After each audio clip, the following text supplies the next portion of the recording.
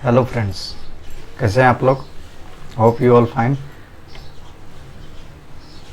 Modern history का ये second part है, ठीक है। हम लोग फर्स्ट पार्ट में ऑलरेडी पढ़ चुके थे। मॉडर्न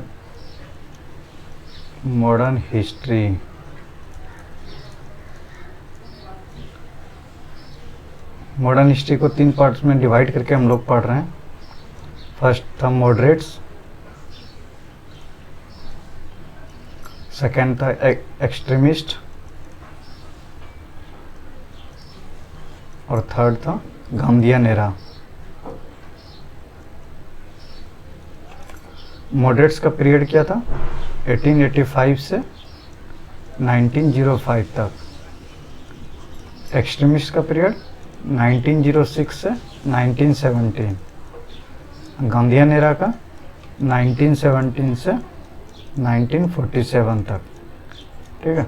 जिसमें कि हम लोग मॉडरेट्स और एक्सट्रीमिस्ट कंप्लीट कर चुके थे फर्स्ट पार्ट में। जो नहीं देखे हैं वो आप लोग फर्स्ट पार्ट देख लेंगे, ठीक है। आज हम लोग क्या चालू करेंगे? आज हम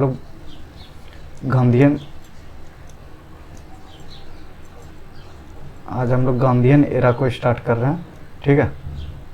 ये फुल लेक्चर होगी गांधीयन एरा पे टिल 1947 तक, ठीक है। उसके बाद फिर हम लोग सेपरेट वीडियो लेके आएंगे, जैसे कि सोशल रिफॉर्म में कौन सा ऑर्गेनाइजेशन था, ठीक है।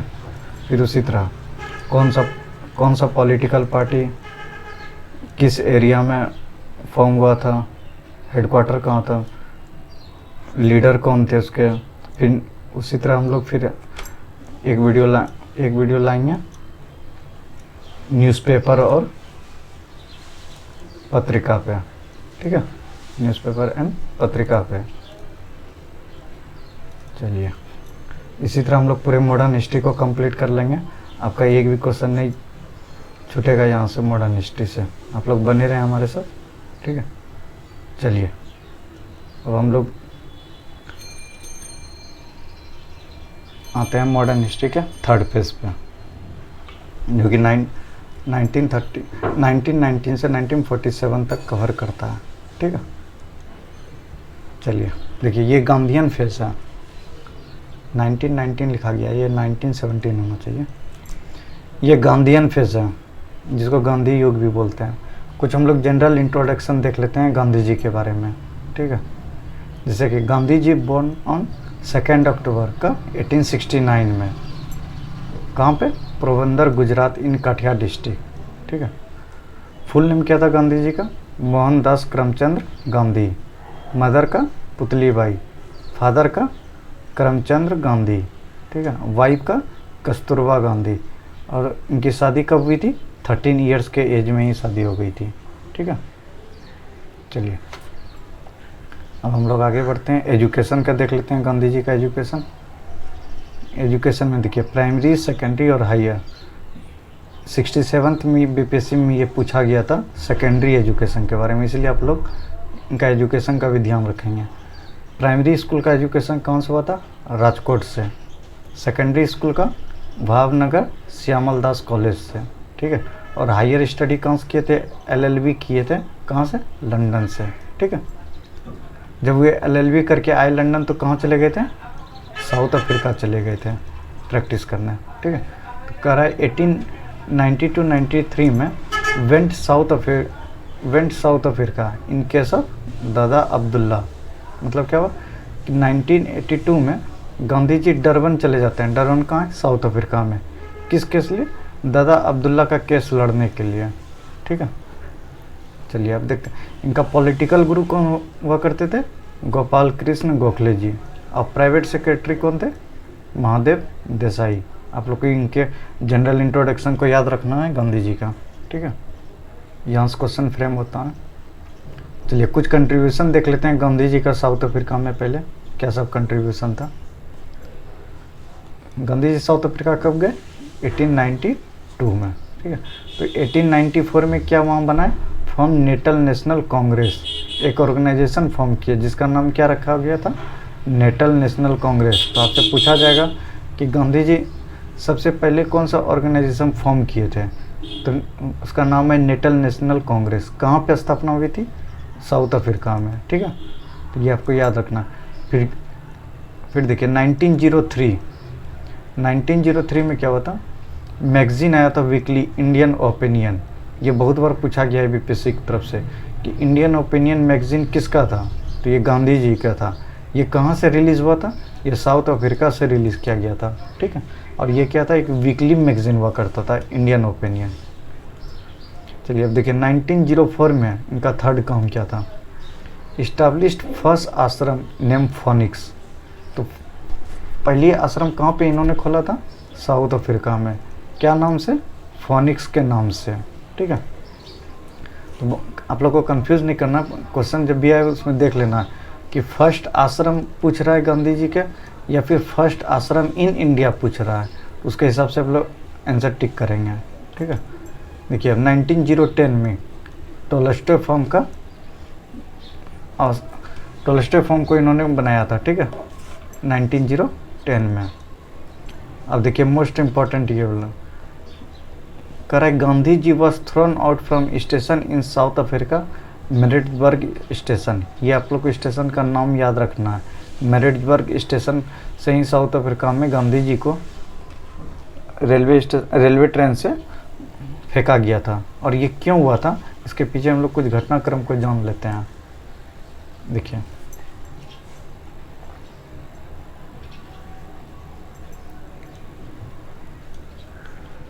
ये हुआ था इसलिए उस समय साउथ अफ्रीका में डिस्क्रिमिनेशन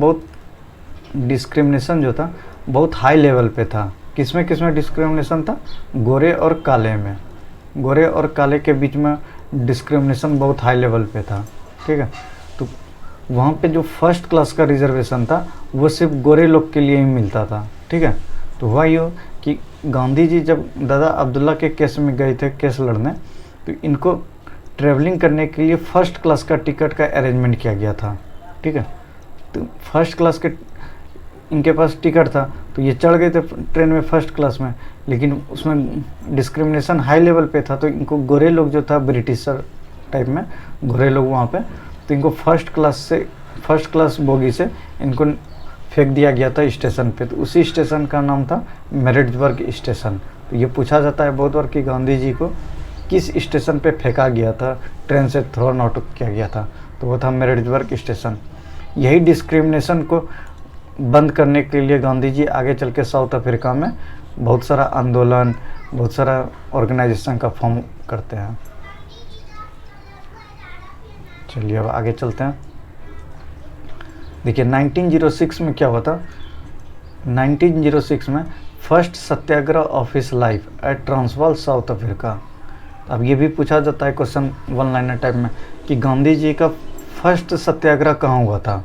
तो फर्स्ट सत्याग्रह भी साउथ अफ्रीका में हुआ था। और हम बताएं कि साउथ अफ्रीका में क्यों सत्याग्रह हो रहा था, क्योंकि इसी डिस्क्रिमिनेशन को रोकने के लिए जो गांधी जी ने फेस किया था, ठीक है। तो first Satyagraha of his life कहाँ पे हुआ था, ट्रांसवाल साउथ अफ्रीका में। किस ईयर में हुआ था, 1906 में हुआ था, ठीक है। अब देखिए 1908 में क्या हुआ, फर्स्ट टाइम वेंट जेल इन South Africa. Gandhi ji south Africa में ही जेल भी जाते हैं फर्स्ट टाइम। तो साउथ अफ्रीका में फर्स्ट टाइम क्या क्या सब हुआ, देखिए फर्स्ट आश्रम बना वहाँ पे, ठीक है, फर्स्ट आश्रम बना, फर्स्ट वीकली मैगजीन लाया गया गांधी जी के तरफ से, फर्स्ट टाइम सत्याग्रह हुआ साउथ अफ्रीका में, फर्स्ट टाइम जेल गए गांधी जी, ठीक है।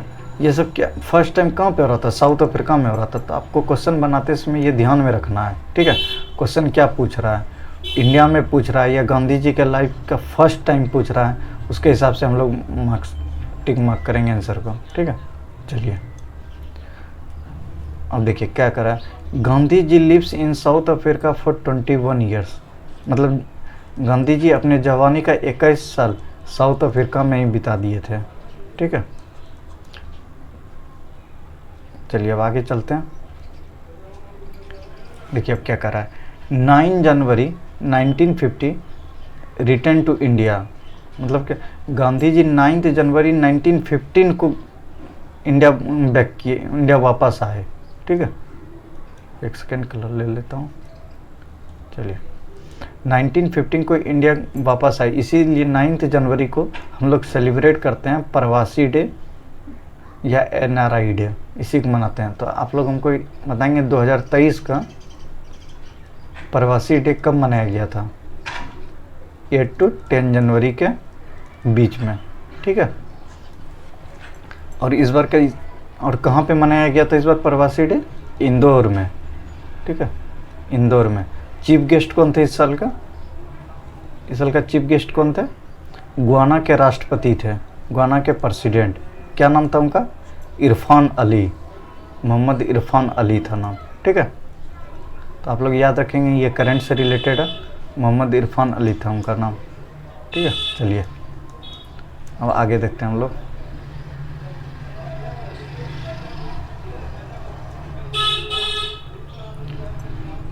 तो इसलिए 9 जनवरी को क्या सेलिब्रेट करते हैं हम लोग? प्रवासी भारतीय डे, ठीक है, और NRI डे। तो जब गांधी जी रिटर्न किए इंडिया में 1915 में, उस समय क्या चल रहा था? उस समय वर्ल्ड वॉर चल रहा था, ठीक है। तो गांधी जी जब इंडिया आए तो वो क्या किए? सपोर्ट किए ब्रिटिशर को। किस में? वर्ल्ड वॉर में। कैसे सपोर्ट किए? तो इंडियन को गांधी जी ने रिक्वेस्ट किया इंडियन से कि आप लोग ज़्यादा से ज़्यादा संख्या में आर्मी में ज्वाइन करें ताकि ब्रिटिशर को सपोर्ट मिल सके। तो उसमें गांधी जी को फील हुआ था कि हम लोग जितना सपोर्ट करेंगे वर्ल्ड वॉर में ब्रिटिशर को, तो ब्रिटिशर हम लोग को उतना जल्दी फ्रीडम दे देगा, बट ऐसा हुआ नहीं। चलिए, तो इसीलिए जब सपोर्ट किए थे ब्रिटिशर को गांधी जी वर्ल्ड वॉर में, तो इनको एक टाइटल दिया गया था। उस टाइटल का क्या नाम था? केसरे-ए-हिंद। तो ये पूछा जाता है कि केसरे-ए-हिंद का टाइटल कौन दिया था? ब्रिटिशर ने दिया था। कब दिया था? ड्यूरिंग वर्ल्ड वॉर फर्स्ट के समय, ठीक है। चलिए देखिए, अब इंडिया में जब आ गए वो, तो इनका कंट्रीब्यूशन क्या सब था इंडिया में गांधी जी का? फर्स्ट देखिए, अहमदाबाद में ओपन हुआ था क्या? साबरमती आश्रम। किस बैंक के किनारे? साबरमती के किनारे, ठीक है, इसलिए इसका नाम साबरमती आश्रम रखा गया था। देखिए, अब हम लोग कुछ क्रोनोलॉजिकल ऑर्डर को हम लोग ध्यान में रखेंगे, जो कि बहुत बार एग्जाम में पूछा गया है। क्रोनोलॉजिकल ऑर्डर आपसे पूछ देता है, फर्स्ट कौन हुआ था, सेकंड कौन हुआ था, इस तरह में। तो इसलिए हम लोग पहले क्रोनोलॉजिकल ऑर्डर को एक बार देख लेंगे, उसके बाद इसको हम डिटेल में पढ़ेंगे, ठीक है, कि गांधीयन एरा में पहले कौन हुआ, फिर कौन हुआ, ऐसे क्रोनोलॉजिकल ऑर्डर। देखिए, पहले चंपारण सत्याग्रह हुआ था। कब हुआ था? 1917 में। फिर अहमदाबाद मिल वर्कर मूवमेंट हुआ। कब हुआ? 1918 में। फिर खेड़ा मूवमेंट आया 1980 में। तो ज़्यादातर कन्फ्यूज़ यहीं पे कर जाते हैं यहाँ के कैंडिडेट कि पहले अहमदाबाद मिल वर्कर मूवमेंट हुआ या पहले खेड़ा मूवमेंट हुआ। तो पहले अहमदाबाद मिल वर्कर मूवमेंट हुआ था 1918 में, तब जाके खेड़ा मूवमेंट 1918 में हुआ था, ठीक है। उसके बाद देखिए, रोलेक्ट एक्ट आया, जलियांवाला बाग मैसेकर आया, हंटर कमीशन, फिर आया खिलाफत मूवमेंट, फिर non cooperation movement. Non cooperation का 1920 में। हंटर देखिए, यहाँ से हम लोग ऐसे इसको याद रख सकते हैं। रोलेक्ट एक्ट आया 1919 में, तो रोलेक्ट एक्ट के वजह से ही जलियांवाला बाग मैसेकर हुआ था, इसको विरोध में। तो जब जलियांवाला बाग मैसेकर हुआ तो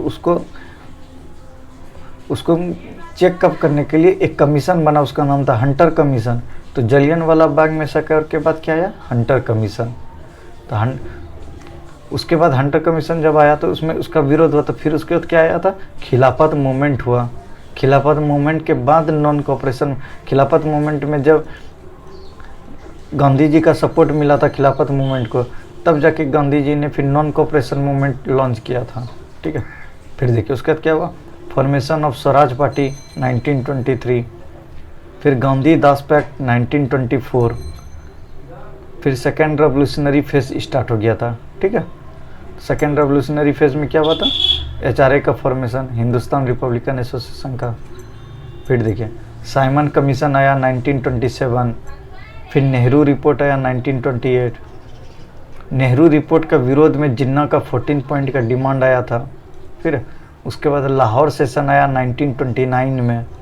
फिर गांधी 11 पॉइंट डिमांड, ये देखिए इम्पोर्टेंट। लाहौर सेशन के बाद गांधी जी का 11 पॉइंट डिमांड हुआ था, जिसको फुलफिल नहीं करने पे ब्रिटिशर के द्वारा सिविल डिसोबिएंट मूवमेंट का लॉन्च हुआ था 1930 में, ठीक है। उसके बाद क्या हुआ, फर्स्ट राउंड टेबल कॉन्फ्रेंस हुआ 1930 में, फिर गांधी इरविन पैक्ट हुआ 1931 में, फिर सेकेंड राउंड टेबल कॉन्फ्रेंस हुआ 1931 में, फिर कॉमनवेल्थ अवार्ड हुआ पुणे पैक्ट। अब देखिए इसको कैसे क्रोनोलॉजिकल में याद रखने का। जब गांधी जी 11 पॉइंट का डिमांड रखे थे तो इसको फुल नहीं करने पर सिविल डिसोबिएंट मूवमेंट का लॉन्च हुआ था।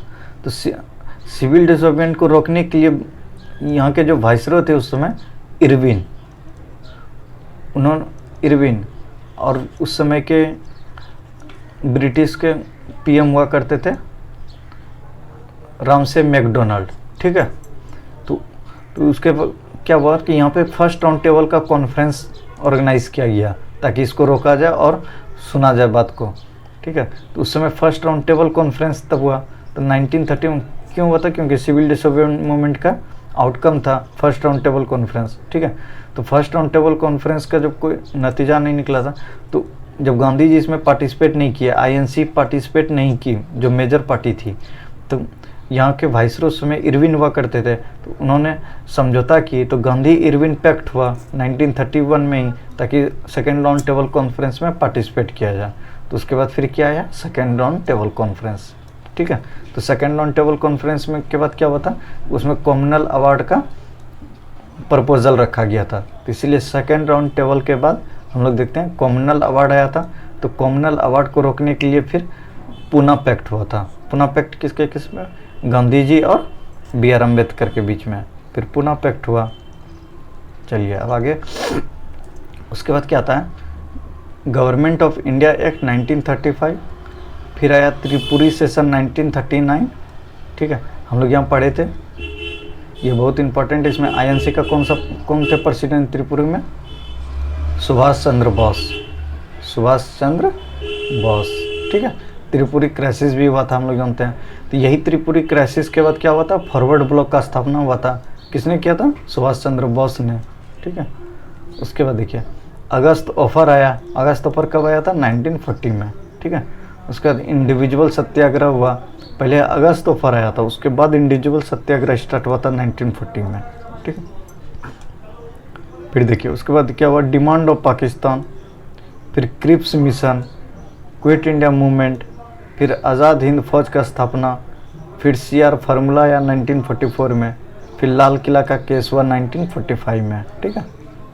अब देखिए उसके बाद वेवल प्लान आया, फिर शिमला कॉन्फ्रेंस हुआ 1945 में, तब कैबिनेट मिशन प्लान 1946 में आया।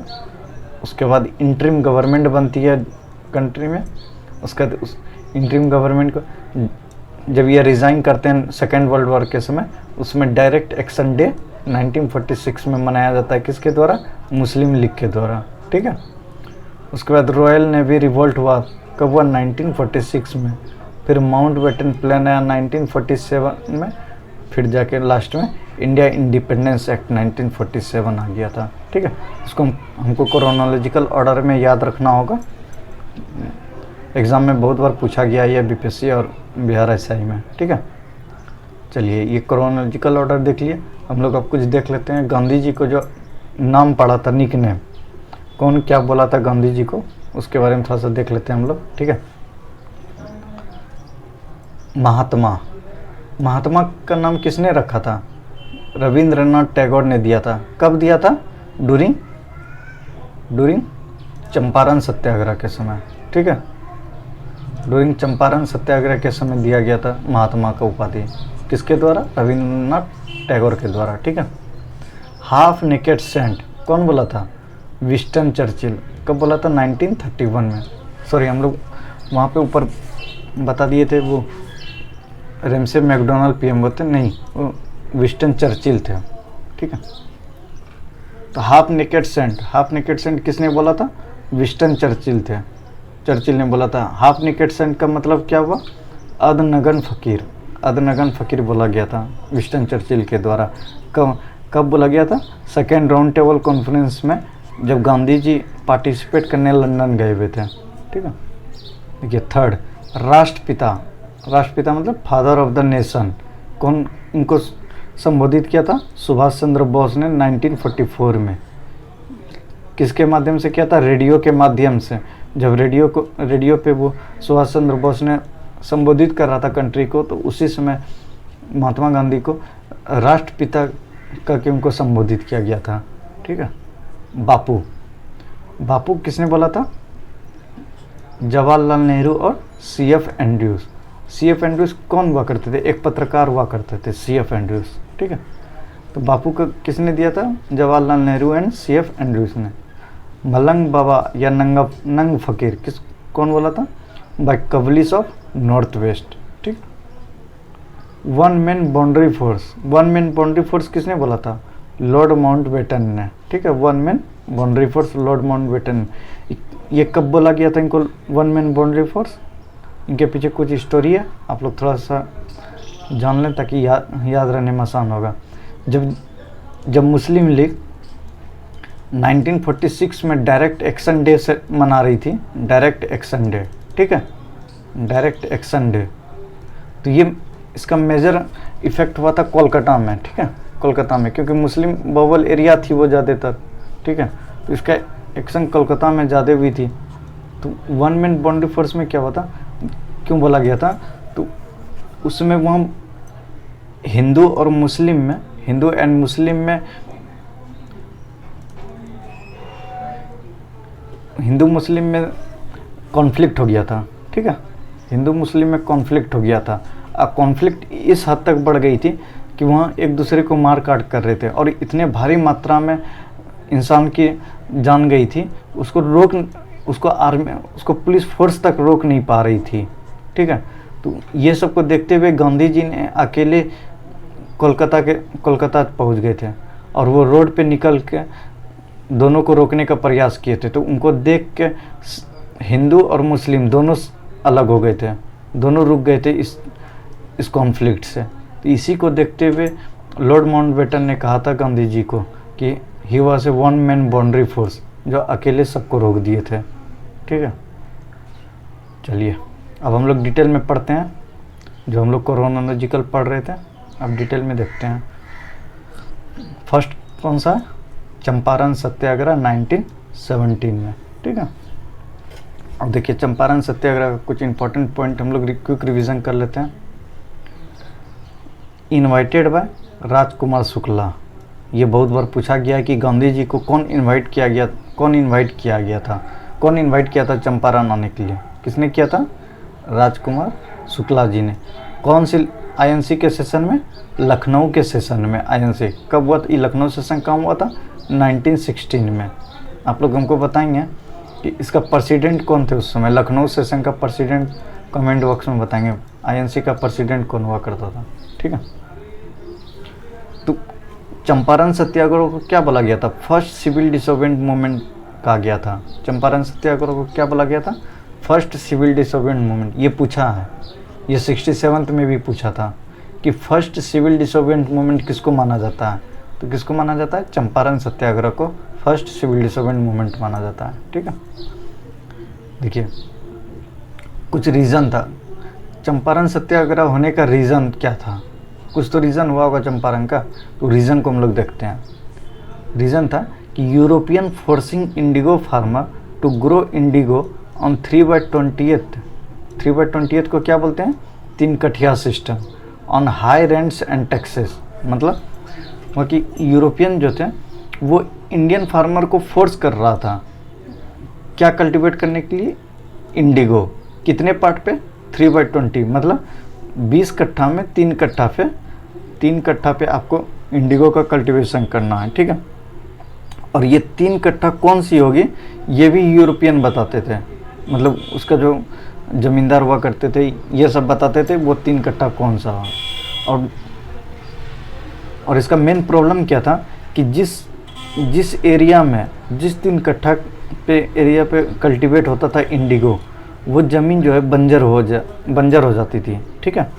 तो जिसके वजह से आगे का कल्टीवेशन फिर नहीं, उस पर उपज नहीं होता था, बंजर हो जाता था। और इसका प्राइस भी जो था वो फिक्स किया जाता था यूरोपियन के ही तहत, यूरोपियन ही इसका फिक्स प्राइस। तो ऑब्वियस है जब यूरोपियन ही उसको कल्टीवेट करवा रहा है, यूरोपियन ही फिक्स करेगा प्राइस, तो ऑब्वियस है कि एक प्रॉपर अप्रोप्रिएट प्राइस नहीं मिल पाएगा फार्मर को, जिसका पैसिव रेसिस्टेंट हो रहा था। ठीक है, तो इसी को लेके, इसी का विरोध करने के लिए चंपारण सत्याग्रह हुआ था, जो जिसमें राजकुमार शुक्ला जी ने इनवाइट किया था गांधी जी को और अवगत कराया था यहाँ के प्रॉब्लम से। ठीक है, जिसके वजह से गांधी जी चंपारण आए थे। तो गांधी जी कौन सा स्टेशन आए थे? मोतिहारी होते हुए चंपारण गए थे। ठीक है, मोतिहारी ही। तब देखिए इसमें आगे, तो जब ये सत्याग्रह हुआ तो इसमें कुछ इसका रिजल्ट भी आया था। तो रिजल्ट क्या हुआ था कि चंपारण एग्रीगेरियन एक्ट को पास किया गया था 1918 में। किस लिए किया गया था? कि कल्टीवेशन को स्टॉप कर दिया जाए, इंडिगो कल्टीवेशन को। ठीक है, तो इस चंपारण सत्याग्रह में बताया जाता है कि करीब करीब 4 लाख फाइल सौंपा गया था। किसको? वहाँ के जो ब्रिटिशर अधिकारी व मजिस्ट्रेट हुआ करते थे, इसको इंडिगो कल्टीवेशन को रोकने के लिए, इसके प्रॉब्लम बताने के लिए इतने फाइल्स को ब्रिटिशर के सामने पेश किया गया था। ठीक है, और गांधी जी को रोकने के लिए फुल ब्रिटिशर ने फुल कोशिश की थी, चंपारण वो नहीं पहुँचे, लेकिन फिर भी पहुँचे थे। इसीलिए फर्स्ट सिविल डिसोबेंट मूवमेंट कहा जाता है चंपारण सत्याग्रह को। ठीक है, कि गांधी जी ने इनकी कोई बात नहीं सुनी थी। ठीक है, और घर घर जाकर गांधी जी चंपारण में घर घर जाकर फार्मर से मिल रहे थे, उनकी समस्या सुन रहे थे और उनकी समस्या को फिर फाइल बना के जमा कर रहे थे। ठीक है, इसमें कहा जाता है कि जब गांधी जी को जब कोर्ट में पेश किया गया था लॉ एंड ऑर्डर तोड़ने के लिए, ठीक है, तो वहाँ का जो कोर्ट का जो जज हुआ करता था,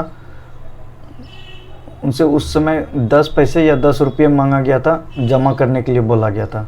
ठीक है, जिसका गांधी जी ने विरोध किया था। गांधी जी बोले थे जब हम विरोध ही कर रहे हैं तो हम जमा क्यों करेंगे, तो हम नहीं पे करेंगे।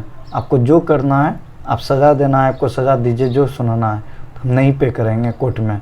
ठीक है, तो लेकिन वहाँ का जो जज था वो अपना पैसा खुद पे करके गांधी जी को बेल दिया था।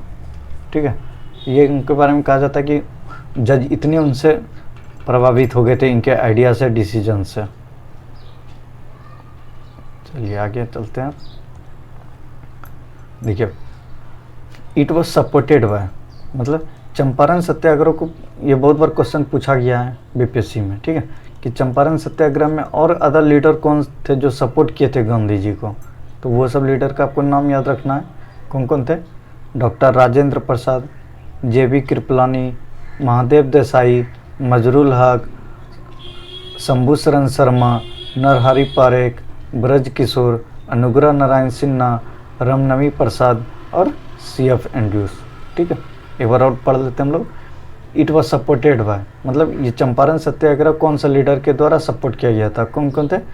डॉक्टर राजेंद्र प्रसाद, JP कृपलानी, महादेव देसाई, मजरुल हक, शंभू शरण शर्मा, नरहरि पारेख, ब्रज किशोर, अनुग्रह नारायण सिन्हा, रामनवी प्रसाद और CF एंड्रूज। ठीक है, ये सब लीडर थे जो सपोर्ट किए थे। ये फिलोसफी ऑफ गांधी जी का, ये मेंस के लिए है, प्री के लिए नहीं है। ठीक है, इसको मेंस में हम लोग देखेंगे क्या था। जब मेंस का पढ़ेंगे उसमें फिलोसफी का पढ़ेंगे गांधी जी का। चलिए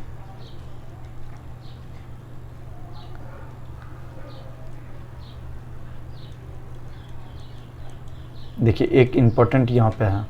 ठीक है, स्टार्ट ओपन स्कूल, मतलब गांधी जी जब मोतिहारी गए थे चंपारण सत्याग्रह के लिए, तो उन्होंने जब वहाँ की समस्या सुनी, उनको दिखा, तो उनको लगा कि एक स्कूल होना चाहिए। स्कूल नहीं था वहाँ पे, तो उन्हें लगा एक स्कूल होना चाहिए जहाँ एजुकेशन प्राप्त हो बच्चे को। तो उन्होंने एक स्कूल खोला। उस स्कूल का नाम क्या रखा था? बुनियादी स्कूल। तो कहाँ पे खोला था? At Motihari to trained people. ठीक है, बुनियादी स्कूल नाम रखा गया था। कहाँ? मोतिहारी में। तो ये पूछा जाता है कि मोतिहारी में जो गांधी जी स्कूल खोले थे उसका नाम क्या था? तो उसका नाम था बुनियादी स्कूल। ठीक है, देखिए अब उसका रिज़ल्ट, चंपारण का जब सत्याग्रह हुआ तो उसका रिज़ल्ट क्या क्या सब हुआ। एक कमीशन बना था, अपॉइंट हुआ था इसको ओवरलुक करने के लिए, इंडिगो प्रॉब्लम को लेके। ठीक है, इंडिगो प्रॉब्लम को लेके एक कमीशन का अपॉइंट हुआ, तो उस कमीशन में एक मेंबर गांधी जी को भी रखा गया था, ठीक है। फिर 25% टैक्स टू बी रिटर्न, मतलब कि जितना टैक्स कलेक्ट हुआ था तो 25% टैक्स को वापस देने की बात कही गई, ठीक है।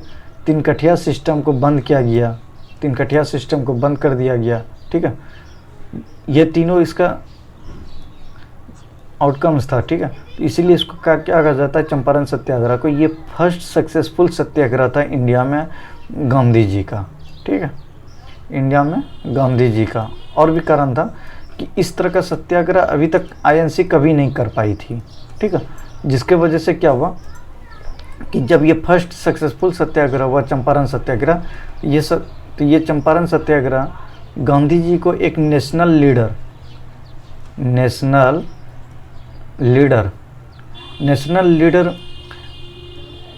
बनने में बहुत हेल्पफुल किया था, ठीक है, चंपारण सत्याग्रह।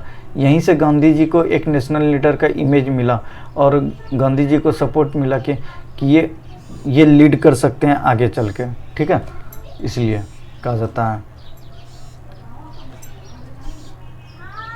अब देखिए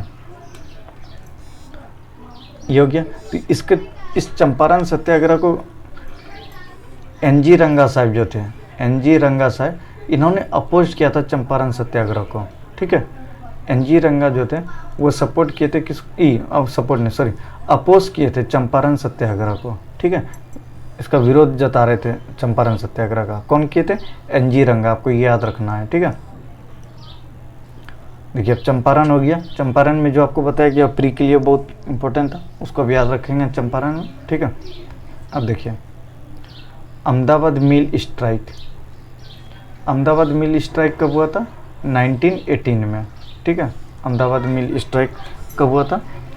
1918 में। इसको फर्स्ट हंगर स्ट्राइक कहा जाता है 1918 में और गांधी जी का, ठीक है। क्या कहा जाता है? फर्स्ट हंगर स्ट्राइक, ठीक है, 1918 और गांधी जी। तब देखिए, ठीक है, पहले पढ़ लेते हैं। क्यों हुआ था ये अहमदाबाद मिल स्ट्राइक 1918 में? वर्कर लोग जो थे वो डिमांड कर रहे थे 35% increase in wages due to plague disease. Mill owner Ambalal Sarabhai his sister Anasuya Ben who invited Gandhi ji to resolve the problem, ठीक है। अब देखिए इसका यहाँ क्या हुआ था, एक्चुअली हुआ था क्या कि अहमदाबाद में जो वर्कर थे, ठीक है, अहमदाबाद में वर्कर जो थे, हुआ क्या कि उसमें वहाँ पे प्लेग फैल गया था। तो प्लेग फैला तो क्या हुआ, 50% का वर्कर लोग डिमांड कर रहे थे इंक्रीज में, ठीक है, जिसको कि मिल ऑनर सिर्फ 25% देने को तैयार हुआ, ठीक है, जिसको लेके मिल ऑनर और वर्कर में कॉन्फ्लिक्ट हुआ, ठीक है, दोनों में कॉन्फ्लिक्ट हुआ। तो इसी कॉन्फ्लिक्ट को रोकने के लिए मिल ऑनर जो अम्बाला साराभाई थे, इनकी सिस्टर कौन? अनसुईया बेन। इनकी सिस्टर अनसुईया बेन ने इन्हें गांधी जी को इनवाइट करती है, ठीक है। अनसुईया बेन ने गांधी जी को इनवाइट करती है कि ताकि इसका सॉल्यूशन निकाला जाए। तो गांधी जी ने मिडिल का पाथ निकाला, ना ही 50% ना ही 25%। तो इन्होंने क्या निकाला था? 35% का इंक्रीज़ होना चाहिए, जिसपे कि वर्कर भी और मिल ऑनर दोनों सहमति हो गए थे 35% पे, ठीक है। तो इसलिए अहमदाबाद मिल स्ट्राइक को फर्स्ट हंगर स्ट्राइक बोला जाता है। आफ्टर द सत्याग्रह, देखिए सत्याग्रह होने के बाद क्या हुआ था? Ahmedabad textile labour association fund, जिसका चेयरमैन कौन थे? अनसुईया बेन थे। अनसुईया बेन कौन थी? अम्बाला साराभाई की सिस्टर थी, ठीक है। चलिए अब आगे, ये तक अहमदाबाद मिल स्ट्राइक से। अब देखते हैं खेड़ा सत्याग्रह। खेड़ा सत्याग्रह 1918, ठीक है। इसमें क्या हुआ? Drought condition, due to that farmers unable to pay taxes. मतलब क्या हुआ था खेड़ा सत्याग्रह में? ड्रॉट का कंडीशन बना, ठीक है। ड्रॉट मतलब सुखाड़ का कंडीशन की वजह से फार्मर लोग जो थे वो टैक्स पे करने में असक्षम हो गए थे, सक्षम नहीं थे, ठीक है। ये कहाँ पे हुआ था? गुजरात में। खेड़ा कहाँ है? गुजरात में। तो ये स्टार्ट कहाँ पे हुआ था? गुजरात में। तो इसको क्या बोला जाता है? First non cooperation movement. First non cooperation movement किसको बोला जाता है? खेड़ा सत्याग्रह को, ठीक है। स्टार्टेड बाय मोहनलाल पांडे हुम Gandhi ji called onion thief. तो ओनियन थीफ गांधी जी किसको बोले थे? मोहनलाल पांडे को। अब देखिए यहाँ से कुछ कन्फर करते हैं हम लोग। फर्स्ट सिविल किसको बोला जाता है? चंपारण सत्याग्रह को। फर्स्ट हंगर किसको बोला जाता है? अहमदाबाद मिल स्ट्राइक को फर्स्ट हंगर, ठीक है। हो गया। First civil, first hunger, first non cooperation किसको बोला जाता है? खेड़ा को। नॉन कोऑपरेशन क्यों बोला जाता है? नॉन कोऑपरेशन क्यों? क्योंकि यहाँ टैक्स नहीं दिया जा रहा था फार्मर के द्वारा, क्योंकि वो असक्षम थे, तो इसीलिए नॉन कोऑपरेशन, कोऑपरेट नहीं कर रहे थे। सिविल मतलब क्या होता है? कि सिविल वे में जो कोऑपरेट नहीं करते हैं, ठीक है, तो उसको बोलते हैं। ये तीनों हम लोग को याद रखना, ठीक है। अब देखिए कुछ बुक लिखा गया है गांधी जी के ऊपर, उसका हम लोग को देख लेना। गांधी जी इन चंपारण एक बुक है, ठीक है। गांधी जी इन चंपारण, कौन ऑथर किया है इसका? दीनानाथ गोपाल तेंदुलकर। ये पूछा जाता है बहुत बार, ठीक है। तो Gandhi in Champaran author by Dinanath Gopal Tendulkar, ठीक है। Gandhi in Champaran author by Dinanath Gopal Tendulkar. देखिए committee form by Gandhi ji whose chairman FG Sly, ये वहाँ का लिखा गया है, ठीक है। कहाँ का? चंपारण सत्याग्रह का, ठीक है। कि कमेटी एक फॉर्म्ड भी थी गांधी जी की तरफ से, जिसका चेयरमैन कौन था? FG slag. चलिए ये हो गया, खेड़ा हो गया। हम लोग चंपारण पढ़ लिए, अहमदाबाद पढ़ लिए, खेड़ा पढ़ लिए, ठीक है, 3। अब रोलेट पे आते हैं। रोलेट एक्ट क्या हुआ था?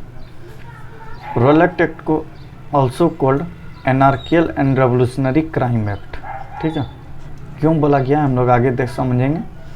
रोलेट बस हम लोग को भी याद रखना है कि रोलेट एक्ट को also called anarchical and revolutionary crime act, क्योंकि रेवोल्यूशनरी पर्सन जितना थे, रेवोल्यूशनरी जो लोग थे, उसको दबाने का काम कर रहा था रोलेट एक्ट, इसलिए उसको बोला गया था, ठीक है। देखिए to suppress the revolutionary activity British formulated a committee in 1917 under the judge Sidney Rollett, ठीक है, सिडनी रोलेट, जो formulate an effective plan to counter the revolution. क्या हुआ? मतलब कि 1917 जो चंपारण का सत्याग्रह हुआ था, ठीक है, उसमें देखा गया कि एक तो सक्सेसफुल रहा चंपारण सत्याग्रह उस समय, और पब्लिक लोग जो थे वो लोग पॉलिटिकली एक्टिव हो रहे थे, ठीक है, पॉलिटिकली एक्टिव हो रहे थे देश में, फ्रीडम को लेके या ब्रिटिश के खिलाफ शोषण में, ठीक है। इसी सबको दबाने के लिए रोलेट एक्ट लाया गया था, और रोलेट एक्ट में एक कमेटी बनाया गया था अंडर द जज, जिसका नाम था सिडनी रोलेट। तो एक कमेटी बनाया गया था, उस कमेटी का नाम था सेडिशन कमेटी, ठीक है। उस कमेटी का नाम क्या था? Sedition committee. और उसका काम क्या था? उसको काम क्या दिया गया था कि एक फॉर्मुलेट करने के लिए यानी इफेक्टिव प्लान को, जो कि रेवोल्यूशन को दबाया जा सके, ठीक है। तो देखिए इन 1919 में आया फिर ये रोलेट एक्ट। तो ये ड्राफ्ट हुआ और ड्राफ्ट को पास किया गया, even opposed by the Indian leader known as Rowlatt, मतलब इंडियन लीडर के द्वारा इसको अपोज किया गया, फिर भी इस एक्ट को क्या किया गया? पास कर दिया गया, ठीक है। इस एक्ट में क्या था? प्रावधान क्या था? देखिए anybody can be put in jail, anybody can be put in jail without trial on the suspension basis. मतलब इसका मतलब कहने का था कि प्रशासन को, ठीक है, प्रशासन को अगर कोई भी इंसान की गतिविधि को अगर प्रशासन को ऐसा फील होगा कि वो रेवोल्यूशनरी एक्टिविटी में इन्वॉल्व है, तो वो बिना ट्रायल बेसिस पे ही सीधा जेल डाल देगा।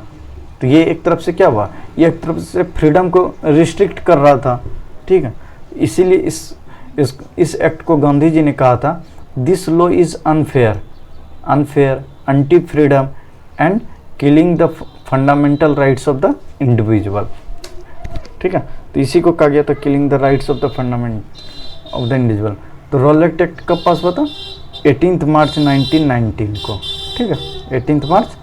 तो इसका जब ये पास हुआ तो जो भी रेवोल्यूशनरी सब थे इंडिया में, तो वो लोग इसका भारी विरोध कर रहे थे। तो इसके तो रोल एक्ट को लेके बहुत सारा विरोध हुआ। तो इसको देखते हैं कौन कहाँ पे कर रहा था। स्वामी श्रद्धानंद जो थे, ठीक है, Swami Shraddhanand protested in Delhi against the Rowlatt act 1919 में, ठीक है।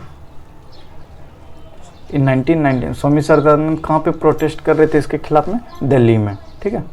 जिन्ना, मदन मोहन मालवीय, मजरूल हक, all 3 resign from the central administration. ये VVI क्वेश्चन है, ये आप लोग को याद रखना, बहुत बार पूछा भी गया है BPSC में, ठीक है, कि कौन 3 लीडर का नाम बताइए जिन्होंने सेंट्रल एडमिनिस्ट्रेशन से रिज़ाइन कर दिया था, किसका विरोध करने के लिए? रोल एक्ट का। तो वो कौन कौन थे? जिन्ना, मदन मोहन मालवीय और मजरूल हक। ये तीनों जो थे रिज़ाइन कर दिए थे कहाँ से? सेंट्रल एडमिनिस्ट्रेशन से, ठीक है। On 8 April Gandhi ji arrested and sent to Mumbai. Mumbai के जेल में गांधी जी को 8 अप्रैल को अरेस्ट कर लिया जाता है और कहाँ सेंड कर दिया जाता है? मुंबई, ठीक है।